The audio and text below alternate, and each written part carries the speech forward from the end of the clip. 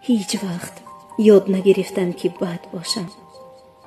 شاید بعضی آدم ها در حقم کم لطفی کردند، بی معرفتی کردند، قلبم را شکستند، اما من لحظه های خوشی که یک زمان کنار آن آدمان داشتم هیچ وقت فراموش نمی کنم. حرمت آن روزها را همیشه نگاه می دارم. آید این مسائل ذات آدمی هرگز عوض نمی شود. آنی که ذاتاً خوب است نمی تواند هیچ وقت بد باشد و بدی کند. من طوری بزرگ شدم که هیچ وقت باعث شکستن دل یک آدم یا بدتر شدن حالش نباشم. فرقی ندارد با دوست، آشنا یا دشمن.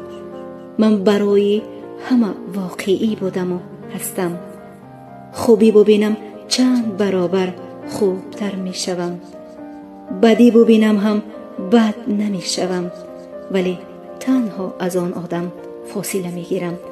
شاید برای خوبی هایم خیلی زیاد تاوان داده ام، اما خیلی خوشحالم که پیش وجدانم همیشه سرم بلند است.